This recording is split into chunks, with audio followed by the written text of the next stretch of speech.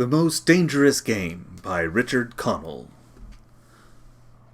"Off there to the right somewhere is a large island," said Whitney. "It's rather a mystery." "What island is it?" Rainsford asked. "The old charts call it Ship Trap Island," Whitney replied. "A suggestive name, isn't it? Sailors have a curious dread of the place, or I don't know why, some superstition." "Can't see it," remarked Rainsford, trying to peer through the dank tropical night that was palpable as it pressed its thick warm blackness in upon the yacht.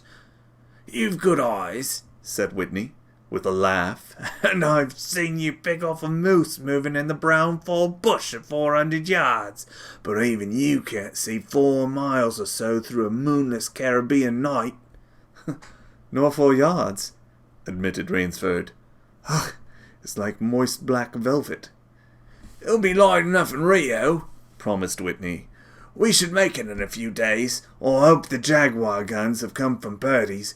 We should have some good hunting up the Amazon. Great sport hunting." "The best sport in the world," agreed Rainsford. "For the hunter," amended Whitney. "Not for the Jaguar." "Don't talk rot, Whitney," said Rainsford. "You're a big game hunter, not a philosopher. Who cares how a jaguar feels?" "Well, perhaps the Jaguar does," observed Whitney. "Bah, they've no understanding." "Well, even so, I think they understand one thing. Fear. A fear of pain and the fear of death." "Nonsense," laughed Rainsford. "This hot weather is making you soft, Whitney. Be a realist. The world is made up of 2 classes, the hunters and the huntees. Luckily, you and I are hunters. Do you think we've passed that island yet?" "Oh, I can't tell in the dark. Hope so." "Why?" asked Rainsford. "The place has a reputation. A bad one." "Cannibals?" suggested Rainsford. "Hardly. Even cannibals wouldn't live in such a god-forsaken place. But it's gotten into sailor law somehow.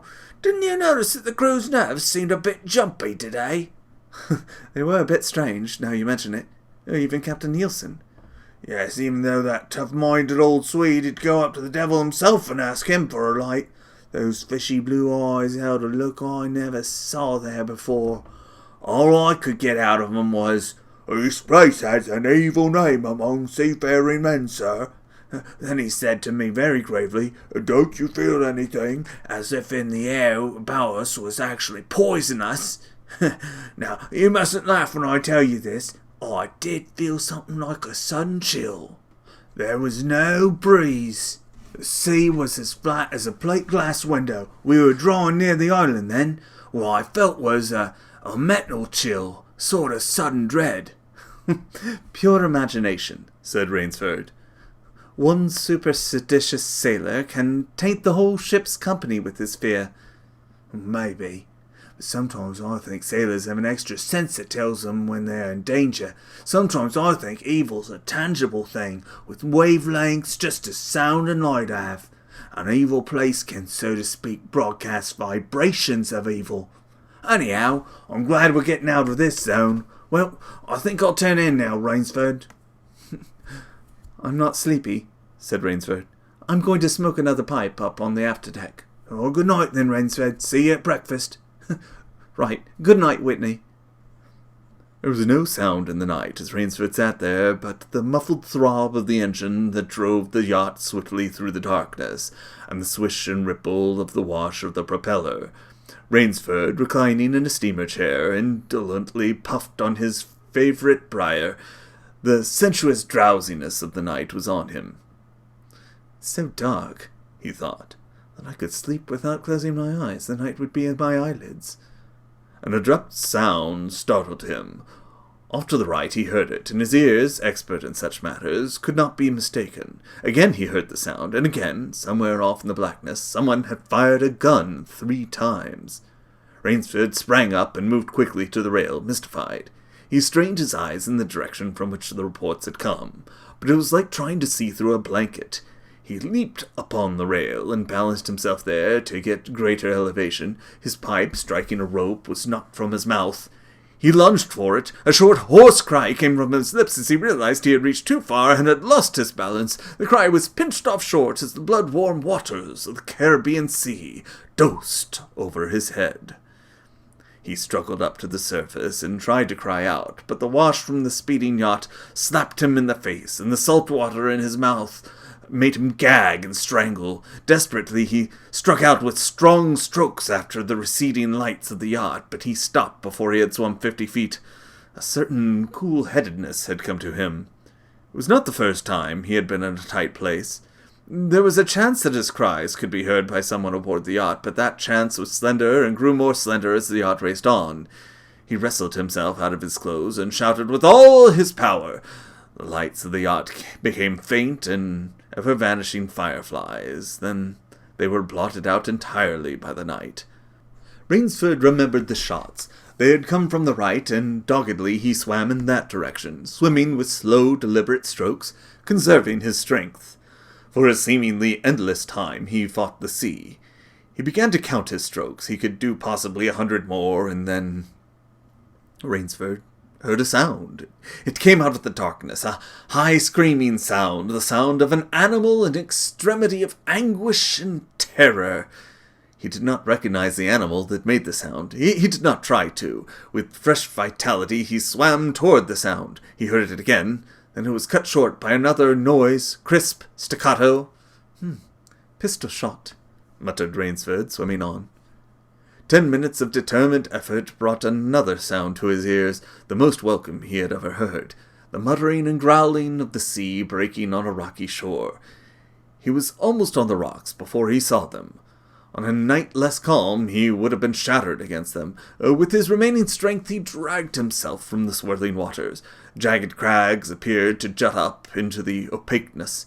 He forced himself upward, hand over hand, gasping, his hands raw. He reached a flat place at the top. Dense jungle came down to the very edge of the cliffs. What perils that tangle of trees and underbrush might hold for him did not concern Rainsford just then. All he knew was that he was safe from his enemy, the sea, and that utter weariness was on him. He flung himself down at the jungle edge and tumbled headlong into the deepest sleep of his life. When he opened his eyes, he knew from the position of the sun that it was late in the afternoon. Sleep had given him a new vigor. A sharp hunger was picking at him. He looked about him, almost cheerfully. Where there are pistol shots, there are men. Where there are men, there is food, he thought. But what kind of men, he wondered, in so forbidding a place? An unbroken front of snarled and ragged jungle fringed the shore. He saw no sign of a trail through the closely knit web of weeds and trees. It was easier to go along the shore, and Rainsford floundered along by the water. Not far from where he landed, he stopped.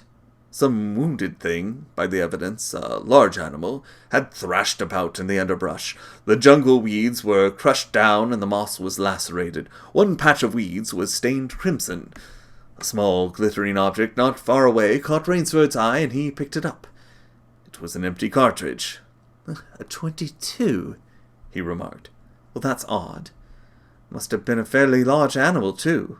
The hunter had his nerve with him to tackle it with a light gun. It's clear that the brute put up a fight. I suppose the first 3 shots I heard was when the hunter flushed his quarry and wounded it. The last shot was when he trailed it here and finished it. He examined the ground closely and found what he had hoped to find, the print of hunting boots. They pointed along the cliff in the direction he had been going. Eagerly he hurried along, now slipping on a rotten log or a loose stone, but making headway. Night was beginning to settle down on the island. Bleak darkness was blacking out the sea and jungle when Rainsford sighted the lights. He came upon them as he turned a crook in the coastline, and his first thought was that he had come upon a village, for there were many lights. But as he forged along, he saw to his great astonishment that all the lights were in one enormous building, a lofty structure with pointed towers plunging upward into the gloom. His eyes made out the shadowy outlines of a palatial chateau. It was set on a high bluff, and on 3 sides of its cliffs dived down to where the sea licked greedy lips in the shadows. Mirage, thought Rainsford. But it was no mirage, he found, when he opened the tall spiked iron gate. The stone steps were real enough. The massive door with a leering gargoyle for a knocker was real enough. Yet above it all hung an air of unreality. He lifted the knocker, and it creaked up stiffly, as if it had never been used. He let it fall, and it startled him with its booming loudness. He thought he heard steps within. The door remained closed. Again Rainsford lifted the heavy knocker and let it fall. The door opened then, opened as suddenly as if it were on a spring, and Rainsford stood blinking in the river of glaring gold light that poured out. The first thing Rainsford's eyes discerned was the largest man Rainsford had ever seen. A gigantic creature, solidly made and black-bearded to the waist. In his hand the man held a long-barreled revolver, and he was pointing it straight at Rainsford's heart. Out of the snarl of beard, 2 small eyes regarded Rainsford.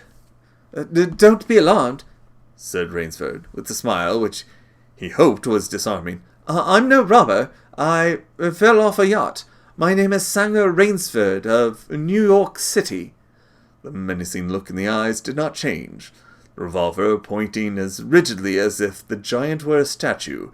He gave no sign that he understood Rainsford's words, or that he had even heard them. He was dressed in uniform, a black uniform trimmed with grey astrakhan. I'm Sanger Rainsford of New York, Rainsford began again. I fell off a yacht. I am hungry. The man's only answer was to raise with his thumb the hammer of his revolver. Then Rainsford saw the man's free hand go to his forehead in a military salute, and he saw him click his heels together and stand at attention. Another man was coming down the broad marble steps, an erect, slender man in evening clothes. He advanced to Rainsford and held out his hand. In a cultivated voice, marked by a slight accent that gave it added precision and deliberateness, he said, "It is a very great pleasure and honor to welcome Mr. Sanger Rainsford, the celebrated hunter, to my home." Automatically, Rainsford shook the man's hand. "I've read your book about hunting snow leopards in Tibet, you see," explained the man. "I am General Zoroff." Rainsford's first impression was that the man was singularly handsome. His second was that there was an original, almost bizarre quality about the general's face. He was a tall man past middle age, for his hair was a vivid white, but his thick eyebrows and pointed military mustache were as black as the night from which Rainsford had come. His eyes, too, were black and very bright. He had high cheekbones, a sharp-cut nose, a spare, dark face, the face of a man used to giving orders, the face of an aristocrat. Turning to the giant in uniform, the general made a sign. The giant put away his pistol, saluted, withdrew. "Ivan is an incredibly strong fellow," remarked the general, "but he has the misfortune to be deaf and dumb. A simple fellow, but I'm afraid, like all of his race, a bit of a savage." "Is he Russian?" "He is a Cossack," said the general, and his smile showed red lips and pointed teeth. "So am I." "Come," he said. "We shouldn't be chatting here. We can talk later. Now you want clothes, food, rest. You shall have them. This is the most restful spot." Ivan had reappeared, and the general spoke to him with lips that moved, but gave forth no sound. "Follow Ivan, if you please, Mr. Rainsford," said the general. "I was about to have my dinner when you came. I'll wait for you. You'll find that my clothes will fit you, I think." It was to a huge beam-ceilinged bedroom with a canopied bed big enough for 6 men that Rainsford followed the silent giant. Ivan laid out an evening suit, and Rainsford, as he put it on, noticed that it came from a London tailor who ordinarily cut and sewed for none below the rank of duke. The dining room to which Ivan conducted him was in many ways remarkable. There was a medieval magnificence about it. It suggested a baronial hall of feudal times, with its oaken panels, its high ceiling, its vast refectory tables where 20 men could sit down to eat. About the hall were mounted heads of many animals, lions, tigers, elephants, moose, bears, larger or more perfect specimens Rainsford had never seen. At the great table the general was sitting, alone. "You'll have the cocktail, Mr. Rainsford," he suggested. The cocktail was surpassingly good, and Rainsford noted the table appointments were of the finest, the linen, the crystal, the silver, the china. They were eating borscht, the rich red soup with whipped cream so dear to Russian palates. Half apologetically, General Zaroff said, "We do our best to preserve the amenities of civilization here. Please forgive any lapses. We are well off the beaten track, you know. Do you think the champion has suffered from its long ocean trip?" "Not in the least," declared Rainsford.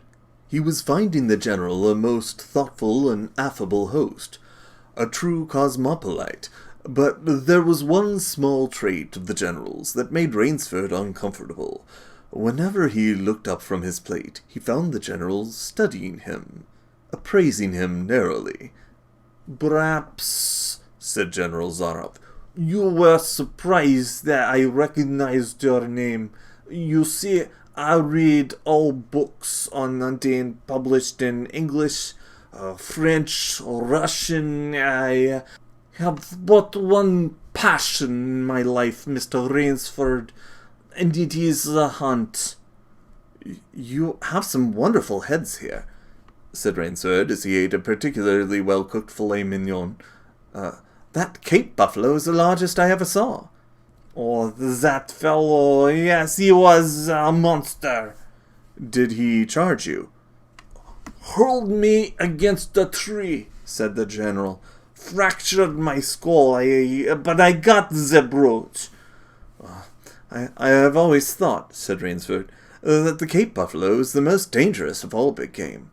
For a moment the general did not reply. He was smiling his curious red-lipped smile. Then he said slowly, "No, you are wrong, sir. The Cape buffalo is not the most dangerous big game." He sipped his wine. "Here in my preserve on this island," he said in the same slow tone, "I hunt more dangerous game." Rainsford expressed his surprise. "Is there big game on this island?" The general nodded. "The biggest." "Really?" "Oh, it isn't here naturally, of course. I have to stock the island." "What have you imported, General?" Rainsford asked. "Tigers?" The general smiled. "No," he said. "Hunting tigers ceased to interest me some years ago. I exhausted their possibilities, you see. No thrill left in tigers. No real danger. I live for danger, Mr. Rainsford." The general took from his pocket a gold cigarette case and offered his guest a long black cigarette with a silver tip. It was perfumed and gave off a smell like incense. "We will have some capital hunting, you and I," said the general. "I shall be most glad to have your society." "But what game?" began Rainsford. "I'll tell you," said the general. "You will be amused, I know. I think I may say in all modesty that I have done a rare thing. I have invented a new sensation. May I pour you another glass of port?" "Thank you, General." The general filled both glasses and said, "God makes some men poets, some he makes kings, Some beggars, me, he met a hunter. My hand is made for the trigger. My father said he was a very rich man with the 250,000 acres in the Crimea, and he was an ardent sportsman. When I was only 5 years old, he gave me a little gun, specially made in Moscow for me to shoot sparrows with. When I shot some of his prize turkeys with it, he did not punish me. He complimented me on my marksmanship. I killed my first bear in the Caucasus when I was 10. My whole life has been one prolonged hunt. I went into the army. It was expected of noblemen's sons. For a long time commanded a division of Cossack cavalry. But my real interest was always the hunt. I have hunted every kind of game in every land. It would be impossible for me to tell you how many animals I have killed. The general puffed at his cigarette. After the debacle in Russia, he left the country, for it was imprudent for an officer of the Tsar to stay there. Many noble Russians lost everything. I luckily had invested heavily in American securities, so I shall never have to open a tea room in Monte Carlo or drive a taxi in Paris. Naturally, I continued to hunt grizzlies in the Rockies, crocodiles in the Ganges, rhinoceroses in East Africa. Oh, it was in Africa that the Cape buffalo hit me and laid me up for 6 months. As soon as I recovered, I started for the Amazon to hunt jaguars, for I had heard they were unusually cunning. They weren't. The Cossack sighed. They're no match at all for a hunter with his wits about him and a high-powered rifle. I was bitterly disappointed. I was lying in my tent with this splitting headache one night when a terrible thought pushed its way into my mind. Hunting was beginning to bore me. And hunting, remember, it'd been my life. I have heard that in America, businessmen often go to pieces when they give up the business that has been their life. Yes, that's so, said Rainsford. The general smiled. I have no wish to go to pieces, he said. I must do something. Now, mine is an analytical mind, Mr. Rainsford. Doubtless that is why I enjoyed the problems of the chase. No doubt, General Zaroff. So, continued the general, I asked myself, why the hunt no longer fascinated me? You are much younger than I am, Mr. Rainsford, and have not hunted as much, but you perhaps can guess the answer. What was it? Simply this. Hunting had ceased to be what you call a sporting proposition. It had become too easy. I always got my quarry, always. There is no greater bore than perfection. The general lit a fresh cigarette. No animal had a chance with me anymore. There is no boast. It is mathematical certainty. The animal had nothing but his legs and his instinct. Instinct is no match for reason. When I thought of this, it was a tragic moment for me, I can tell you. Rainsford leaned across the table, absorbed in what his host was saying. It came to me as an inspiration what I must do, the general went on. And that was? The general smiled the quiet smile of one who has faced an obstacle and surmounted it with success. I had to invent a new animal to hunt, he said. A new animal?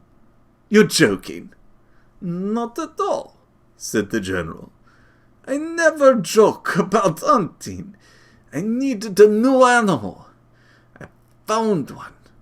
So I bought this island, built this house, and here I do my hunting. The island is perfect for my purposes. There are jungles with a maze of traits in them, hills, swamps. But the animal, General Zaroff. Oh, said the general.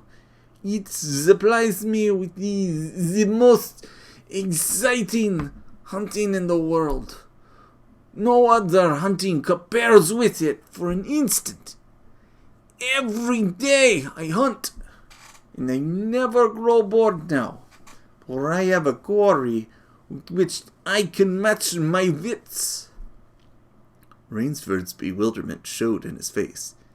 I wanted the ideal animal to hunt, explained the general. So I said, what are the attributes of an ideal quarry? And the answer was, of course, it must have courage, cunning, and above all, it must be able to reason.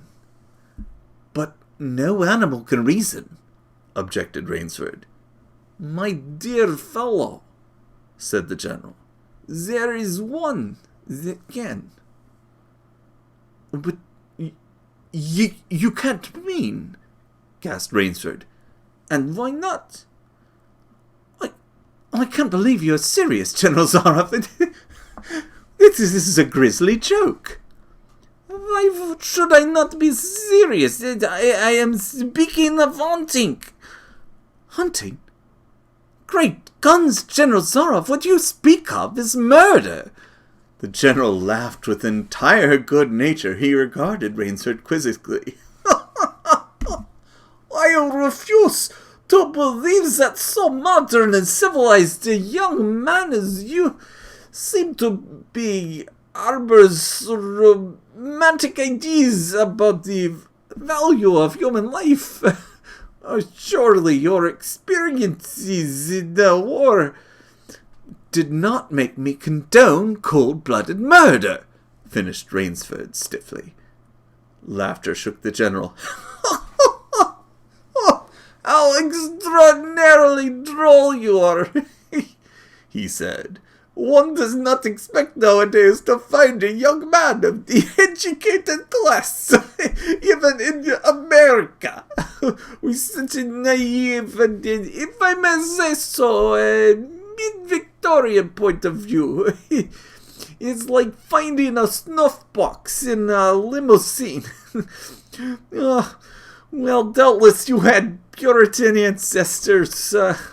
So many Americans appear to have had. I'll wager you'll forget your notions when you go hunting with me. You've a genuine new thrill in store for you, Mr. Rainsford. Thank you. I'm a hunter, not a murderer. Dear me, said the general, quite unruffled. Again, that unpleasant word. But I think I could show you that your scruples are all quite ill-founded. Yes, life is for the strong, to be lived by the strong, and if needs be taken by the strong. The weak of the world were put here to give the strong pleasure.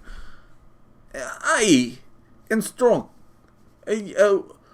Why should I not use my gift? If I wish to hunt, why should I not? I hunt the scum of the earth, sailors from tramp ships, Lascars, blacks, Chinese, whites, mongrels, a thoroughbred horse round is worth more than a score of them.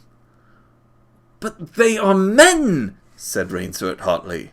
Precisely, said the general. That is why I use them. It gives me pleasure. They could reason after a fashion, so they are dangerous. But where do you get them? The general's left eyelid fluttered down in a wink. This island is called Ship Trap, he answered. Sometimes an angry god of the ice sends them to me. Sometimes when Providence is not so kind, I help Providence a bit. Come to the window with me.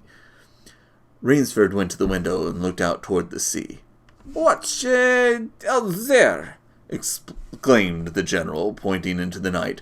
Rainsford's eyes saw only blackness. And then, as the general pressed a button far out to sea, Rainsford saw the flash of lights.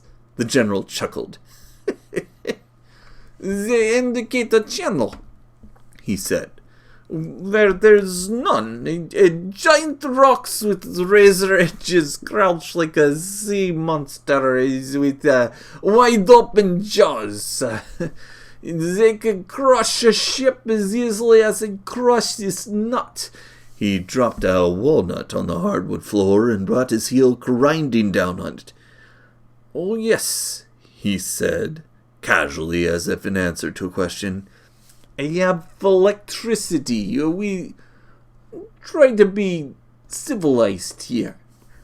Civilized? And you shoot down men? A trace of anger was in the general's black eyes, but it was there for but a second, and he said in his most pleasant manner, Dear me, what a righteous young man you are! I assure you, I do not do the thing you suggest. That would be barbarous. I treat these visitors with every consideration. They get plenty of good food and exercise. They get into splendid physical condition. You shall see for yourself tomorrow. What do you mean? We'll visit my training school. I smiled the general. It's in the cellar. I have about a dozen pupils down there now. They are from the Spanish bark San Lucar. They had the bad luck to go on the rocks out there. A very inferior lot, I regret to say. Poor specimens and more accustomed to the decks than to the jungle. He raised his hand, and Ivan, who served as a waiter, brought thick Turkish coffee. Rainsford, with an effort, held his tongue in check. It's a game, you see, pursued the general blandly. I suggest to one of them that we go hunting. I give him a supply of food, excellent hunting knife. Give him 3 hours start. I am to follow, armed only with the pistol of the smallest caliber and range. If my quarry eludes me for 3 whole days, he wins game. If I find him, the general smiled, he loses. Suppose he refuses to be hunted? Oh, said the general. I give him his option. Of course, he need not play that game if he doesn't wish to. If he does not wish to hunt, I turn him over to Ivan. Ivan once had the honor of serving as the official notator to the great white Tsar, and he has his own ideas of sport. Invariably, Mr. Rainsford, invariably they choose the hunt. And if they win, the smile on the general's face widened. To date, I am not lost, he said. And then he added hastily, I don't wish you to think me a braggart, Mr. Rainsford. Many of them afford only the most elementary sort of problem. Occasionally I strike a tartar. One almost did win. I eventually had to use the dogs. The dogs? This way, please. I'll show you. The general steered Rainsford to a window. The lights from the window sent a flickering illumination that made grotesque patterns on the courtyard below, and Rainsford could see moving about there a dozen or so huge black shapes. As they turned toward him, their eyes glittered greenly. A rather good lot, I think, observed the general. They're let out at 7 every night, and if anyone should try to get into my house, or out of it, something extremely regrettable would occur to him. He hummed a snatch of a song from the Folies Bergère. And now, said the general, I want to show you my new collection of beds. Will you come with me to the library? I hope, said Rainsford, that you will excuse me tonight, General Zaroff. I'm really not feeling well.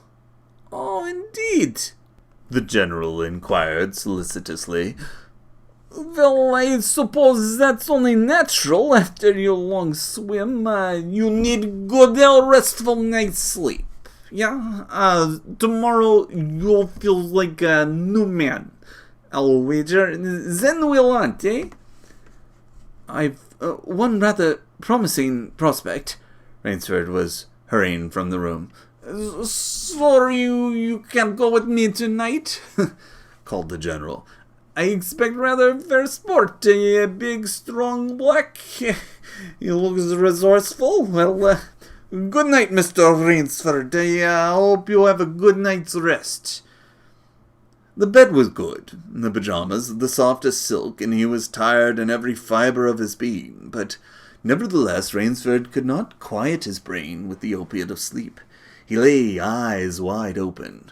Once he thought he heard stealthy steps in the corridor outside his room. He sought to throw open the door. It would not open. He went to the window and looked out. His room was high up in one of the towers. The lights of the chateau were out now, and it was dark and silent, but there was a fragment of sallow moon, and by its wan light he could see dimly the courtyard.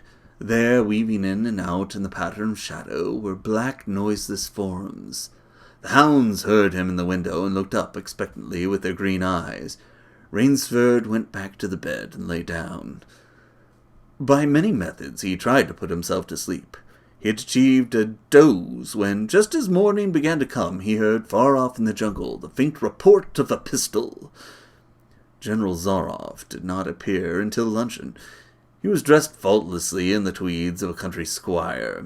He was solicitous about the state of Rainsford's health.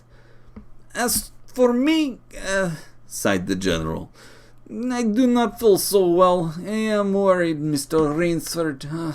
Last night I detected traces of my old complaint. To Rainsford's questioning glance, the general said, ennui, boredom. Then, taking a second helping of crepe Suzette, the general explained, The hunting was not good last night. The fellow lost his head. He made a straight trail that offered no problems at all. It's the trouble with these sailors. They have dull brains to begin with, and they do not know how to get about in the woods. They do excessively stupid, obvious things. It's most annoying. Will you have another glass of Chablis, Mr. Rainsford? General, said Rainsford firmly, I wish to leave this island at once. The general raised his thickets of eyebrows. He seemed hurt. But, my dear fellow, the general protested, you've only just come. You've had no hunting. I wish to go today, said Rainsford. He saw the dead black eyes of the general on him, studying him. General Zaroff's face suddenly brightened. He filled Rainsford's glass with venerable Chablis from a dusty bottle. "Tonight," said the general, "we will hunt. You and I." Rainsford shook his head. "No, General," he said. "I will not hunt." The general shrugged his shoulders and delicately ate a hothouse grape. "As you wish, my friend," he said. "The choice rests entirely with you. But may I not venture to suggest that you will find my idea of sport more diverting than Ivan's?" He nodded toward the corner to where the giant stood, scowling, his thick arms crossed on his hogshead of chest. "You don't mean," cried Rainsford. "My dear fellow," said the general, "have I not told you I always mean what I say about hunting?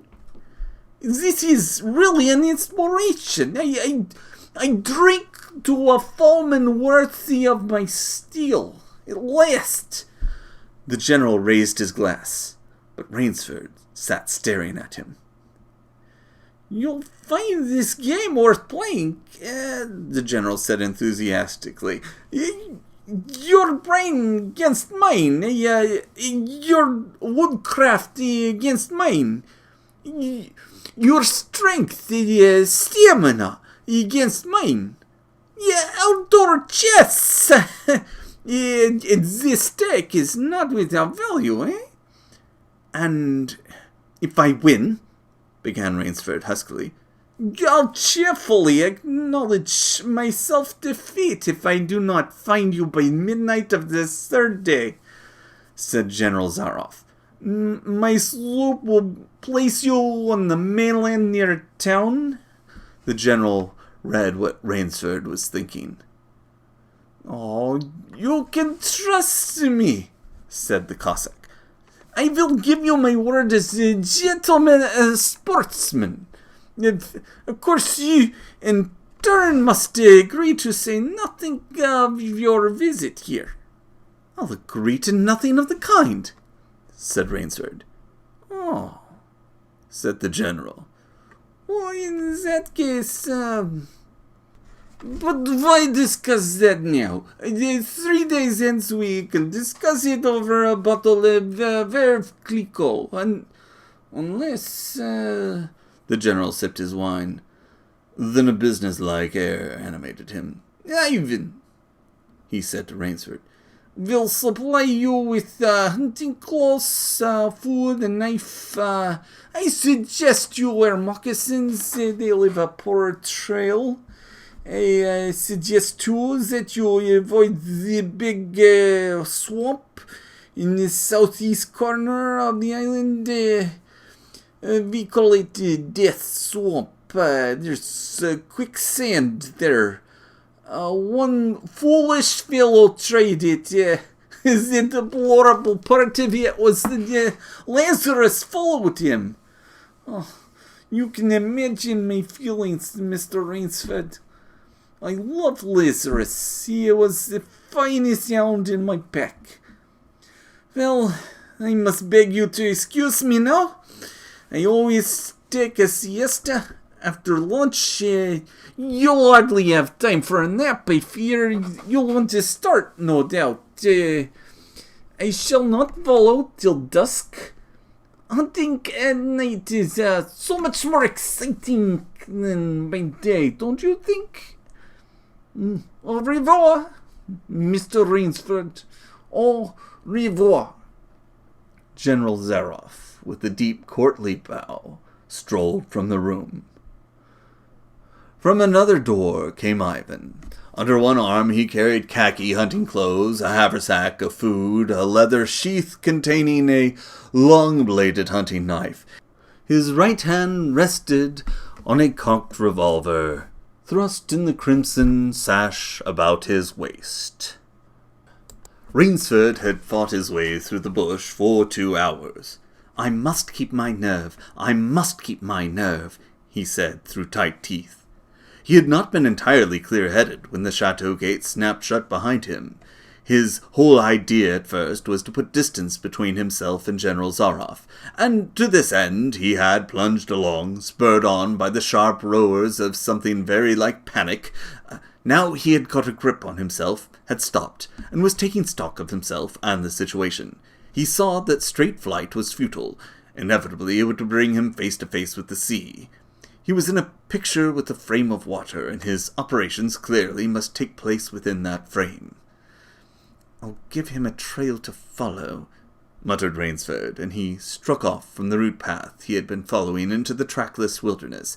He executed a series of intricate loops. He doubled on his trail again and again, recalling all the lore of the fox hunt, and all the dodges of the fox. Night found him leg-weary, with hands and face lashed by the branches. On a thickly wooded ridge, he knew it would be insane to blunder on through the dark, even if he had the strength. His need for rest was imperative, and he thought, "I have played the fox, now I must play the cat of the fable." A big tree with a thick trunk and outspread branches was nearby, and taking care to leave not the slightest mark, he climbed up into the crotch, and stretching out on one of the broad limbs, after a fashion, rested. Rest brought him new confidence and almost a feeling of security. Even so zealous a hunter as General Zaroff could not trace him there, he told himself. Only the devil himself could follow that complicated trail through the jungle after dark, but perhaps the general was a devil.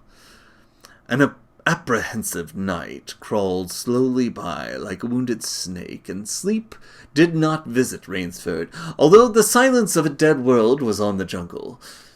Toward morning, when a dingy grey was varnishing the sky, the cry of some startled bird focused Rainsford's attention in that direction. Something was coming through the bush, coming slowly, carefully, coming by the same winding way Rainsford had come. He flattened himself down on the limb, and through a screen of leaves almost as thick as tapestry he watched. That which was approaching was a man. It was General Zaroff. He made his way along with his eyes fixed in utmost concentration on the ground before him. He paused almost beneath the tree, dropped to his knees, and studied the ground. Rainsford's impulse was to hurl himself down like a panther, but he saw that the general's right hand held something metallic, a small automatic pistol. The hunter shook his head several times, as if he were puzzled. Then he straightened up and took from his case one of his black cigarettes. Its pungent, incense-like smoke floated up to Rainsford's nostrils. Rainsford held his breath. The general's eyes had left the ground and were traveling inch by inch up the tree. Rainsford froze there, every muscle tensed for a spring. But the sharp eyes of the hunter stopped before they reached the limb where Rainsford lay. A smile spread over his brown face. Very deliberately he blew a smoke ring into the air. Then he turned his back on the tree and walked carelessly away, back along the trail he had come. The swish of the underbrush against his hunting boots grew fainter and fainter. The pent-up air burst hotly from Rainsford's lungs. His first thought made him feel sick and numb. The general could follow a trail through the woods at night. He could follow an extremely difficult trail. He must have uncanny powers. Only by the merest chance had the Cossack failed to see his quarry. Rainsford's second thought was even more terrible. It sent a shudder of cold horror through his whole being. Why had the general smiled? Why had he turned back? Rainsford did not want to believe what his reason told him was true, but the truth was as evident as the sun that had by now pushed through the morning mists. The general was playing with him. The general was saving him for another day's sport. The Cossack was the cat, he was the mouse. Then it was that Rainsford knew the full meaning of terror. I will not lose my nerve. I will not. He slid down from the tree and struck off again into the woods. His face was set, and he forced the machinery of his mind to function. 300 yards from his hiding place, he stopped where a huge dead tree leaned precariously on a smaller living one. Throwing off his sack of food, Rainsford took his knife from its sheath and began to work with all his energy. The job was finished at last, and he threw himself down behind a fallen log 100 feet away. He did not have to wait long. The cat was coming again to play with the mouse. Following the trail with the sureness of a bloodhound came General Zaroff.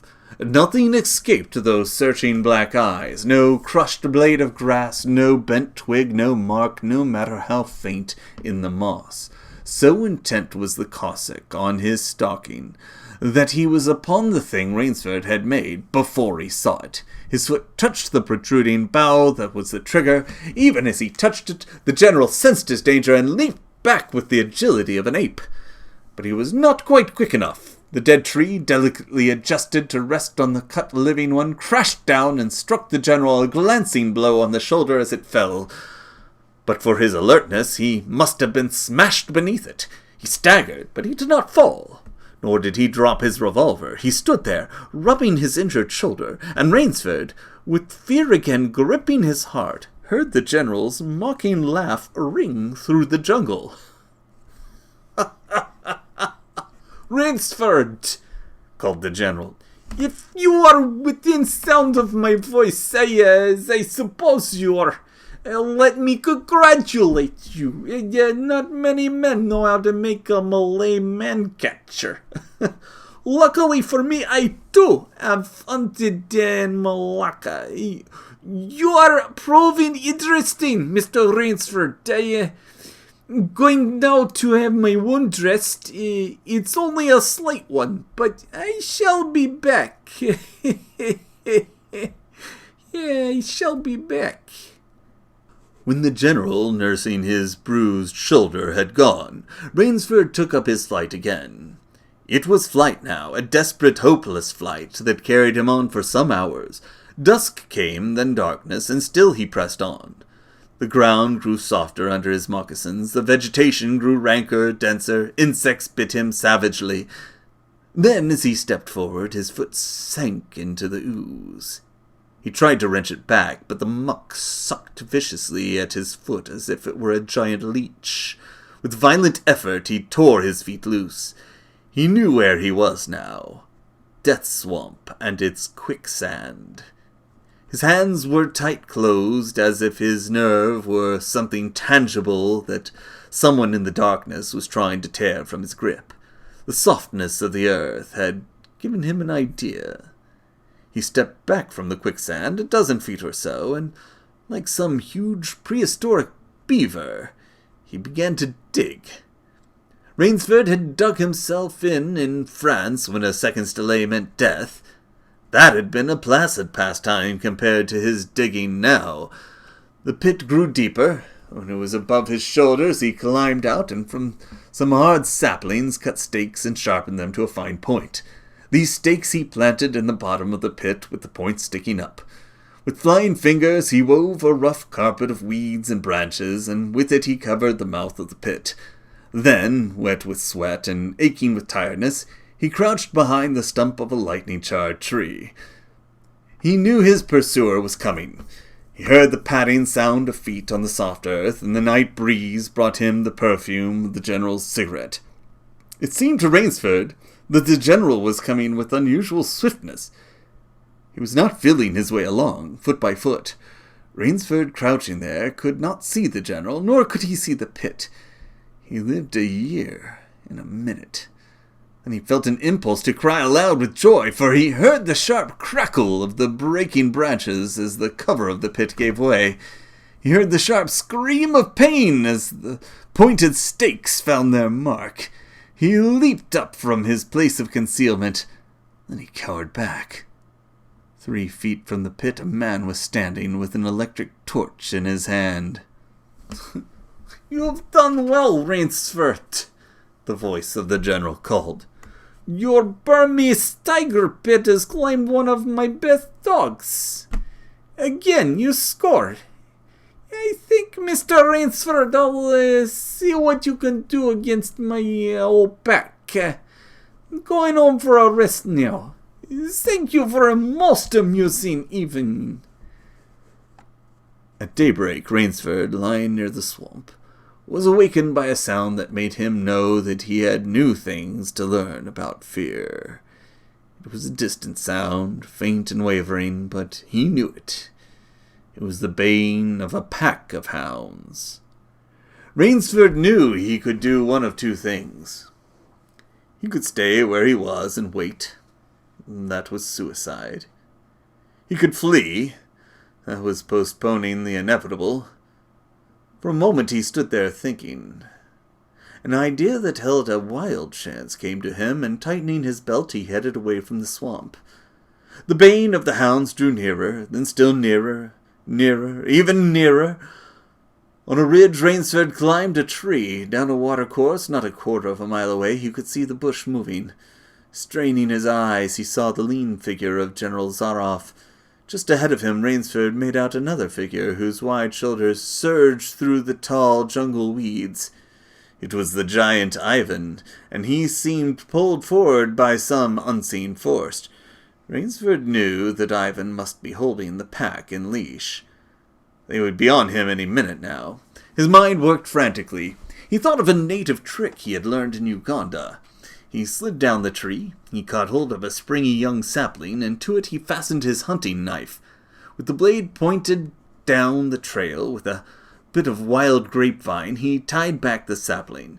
Then he ran for his life. The hounds raised their voices as they hit the fresh scent. Rainsford knew now how any animal at bay feels. He had to stop to get his breath. The baying of the hounds stopped abruptly, and Rainsford's heart stopped too. They must have reached the knife.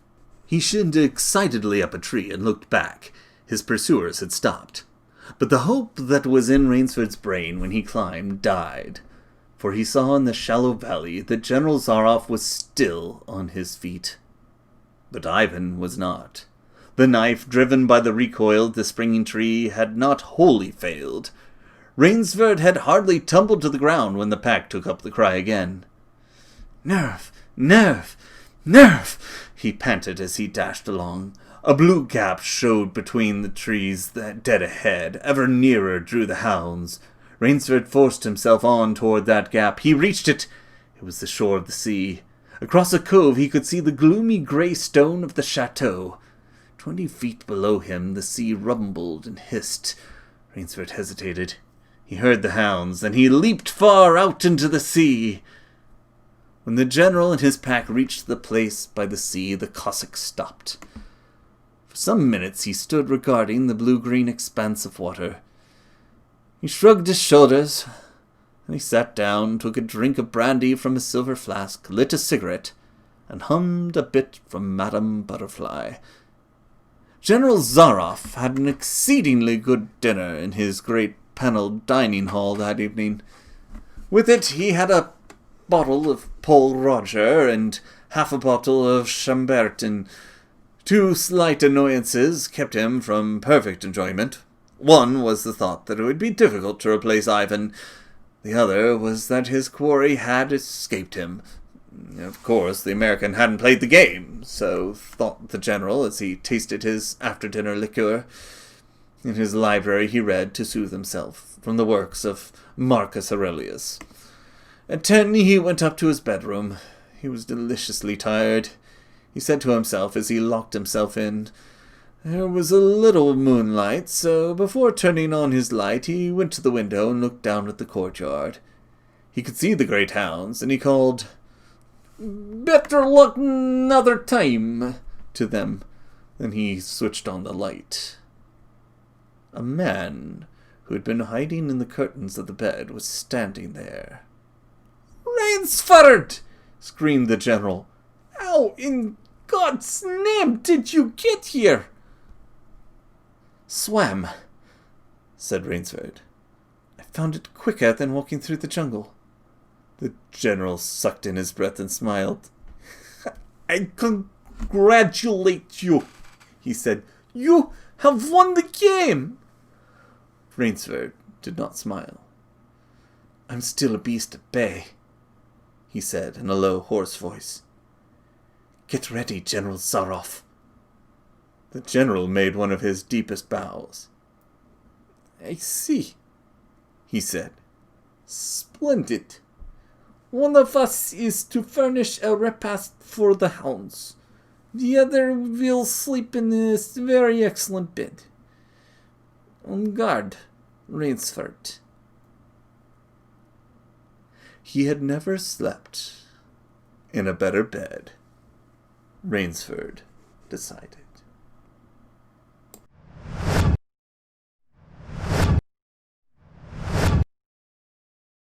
Where's my